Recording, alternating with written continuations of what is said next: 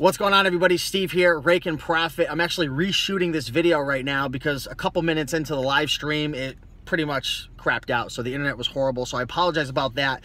But let's get into the video, guys. I want to share with you 6 lessons that I learned while thrifting with 18 resellers yesterday. If you haven't checked out the video, I'll link up part 1 and part 2 down in the description.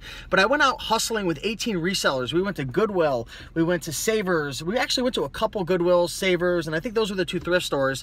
But I learned so much during this experience, and I want to just share my learning experiences with you guys to help you in your business. So let's just dive right into the video. The first thing I learned while going out thrifting with 18 resellers, I'm talking resellers with all different types of experience levels. You know, we had guys from Indiana, we had guys from Jersey, we had people showing up from Massachusetts, all over Connecticut. First thing I learned is the riches are in the niches. What does that mean? The more you know, the more you can grow. The more knowledgeable you are with you know, various categories, whether it's shoes, clothing, electronics, cameras, you know, maybe it's men's or women's clothing. There's so many different categories, books. The more you know, the more you can grow. And there's plenty of opportunities out there. That's the first thing. You know, I've seen, you know, individuals go after things I would never even imagine going after. One thing is women's clothing. I just don't mess with women's clothing. I never really got into it. We were out there with the Thrifty Flamingo, and she was just killing it. She had found some True Religion jeans. I know she had found some Dansko women's shoes. I mean, she was just killing it. You know, there are people out there popping on blenders and electronic items and just items I just typically don't mess with on a regular basis. So here's the thing, guys. Don't be complaining and beating yourself up. You know, oh, the prices are too high. There's too much competition. Blah, blah, blah, blah, blah. It's all in your head. We went out with 18 people and everybody found profitable items. And not just like, you know, one item here, one item there. Like, most people made enough to like say to themselves like, wow, like I went out and like made a day's pay. So stop complaining, blah, blah, blah, blah, blah. Prices, thrift stores, this and that. Yeah, I get it. Prices are going higher. It sucks. You know, I'm not trying to like make you feel bad, but all this stuff, you're just talking. Talk is cheap. Talking ain't making you money. Talking is actually just wasting your time. The money's out there. Stop complaining. Learn about all the various categories. I'm telling you, you'll find plenty of opportunities. Number 2, the money is in the fresh inventory. You know, at Goodwill, when those blue bins come out, you better rush the mountaintop, right? You better get over there because the money is in those bins. And, you know, I shared a tip in my previous video from yesterday, and the mistake I had made was when the bins come out, don't just dive into a single bin. Give it a quick look over. If there's 3 bins that come out at the same time, scan 1, 2, and 3, and then make a decision. Okay, I want to focus on this bin because maybe I see board games. Don't let the low-hanging fruit just sit there, because you'll have someone like my boy who came up and popped on a $100 Monopoly game when I was making my mistake focusing on one. But again, lesson number 2, money is in fresh inventory. It's all about the race to the bins. When those bins come out, you stop what you're doing and you get over there, because fresh inventory equals money. Number 3, third thing that I learned while going out thrifting with 18 resellers from, well, all over the country, kind of, at least on the East Coast. The positive mindset is going to help you find deals. If you're complaining about prices being so high, and I know I already kind of talked about this and went on a rant, but there's just people that I know who they're always just so angry. I'm angry at YouTubers. Why are you spreading all the knowledge? I'm angry at Facebook groups. I'm angry at the thrift stores. I'm angry because they changed the rules. Stop complaining. The people who are succeeding in this game right now, you know what? They're drying off their eyes, they're pushing aside their little, you know, box of tissues, and they're going out there and they're working hard, and they're using the tools that are available, and they're doing the best they can, and they're learning, and they're preparing, and they're studying the sold listings, and they're experimenting, and they're growing, and they're finding items. So I noticed just from yesterday, I'm not going to call out any names, but there were a group of people, I'd say probably 70% of them, who really did much better than maybe, I don't know, 30%, just because you could tell they were just really happy and grateful and an awesome mindset. Probably like 90%, I don't know. Either way, the positive mindset is so key. I can't say it enough. You've got to be expecting success. I think that's a great way to say it. Expect success. even though the thrift store might be a mess and the prices might be high and you might see some competitors there, expect yourself to be successful. Expect yourself to find a deal. And I'm telling you right there, that little shift is gonna help you to find items, right? Because if you're all pouty and you're a little crybaby, right? And you know, you're so angry with the market and how things are going, you know, maybe you're looking at books, you're not gonna look at all the books because you're gonna be saying to yourself, you're gonna be repeating that thought process of, oh, there's not enough, there's not enough, there's not enough. Whereas someone who's saying abundance, abundance, abundance, they're gonna look at that extra book, they're gonna dig a little deeper, and they're gonna find that deal. And that leads into point number 4, a great learning lesson that I came across yesterday was there's a lot of value in digging deep. Pull out your shovel and start digging. You know, look behind that item, go deep into the shelf. If there's, you know, we have a DVD, VCR, DVD cassette little section, CDs and stuff, and they have like a little drawer that opens up underneath it. Open it up, go digging down there, see what you're gonna find.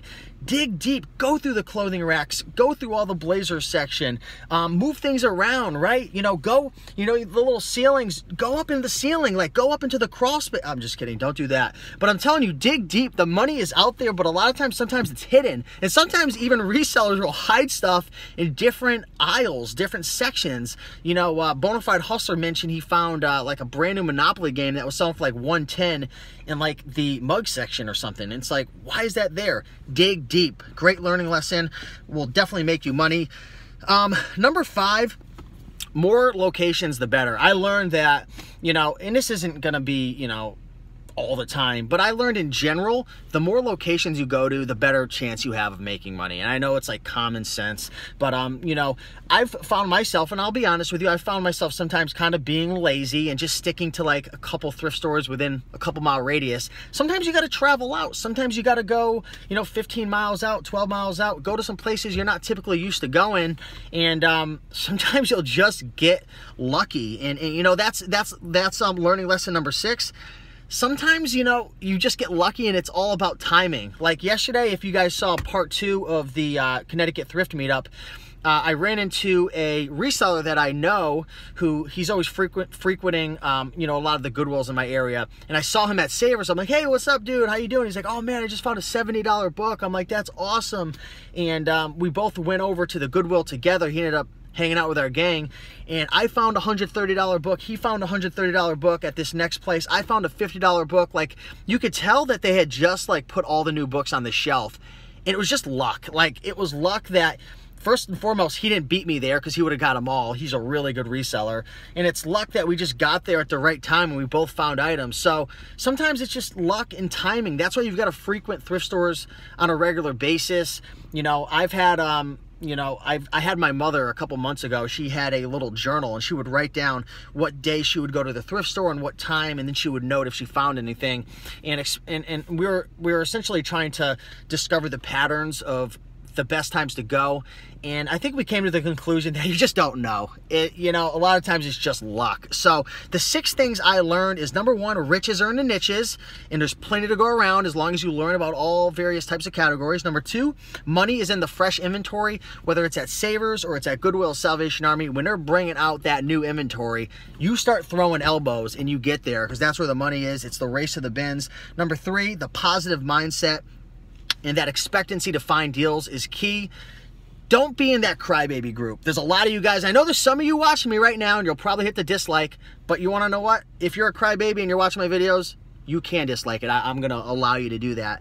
But there's a lot of comments I see on my channel, other channels, of people just so like, they're in such a poverty mindset. Get out of that. You're killing your money. You're killing your profits. Hey, it doesn't hurt my feelings if you're going to be complaining. It's just going to give me more opportunity and everyone else who's watching more opportunity to find the deals. So really, I want you guys to succeed. So get out of your own way. Have a positive mindset. The market's going to do what the market's going to do. If you don't like the business, if you don't like the prices going up, if you don't like the competition because it's a low barrier to entry, get into private label, get into wholesale, get into Shopify, get into drop shipping. Do something different. You're never going to win a fight with the market. I can promise you that. Another thing, number 4, dig deep.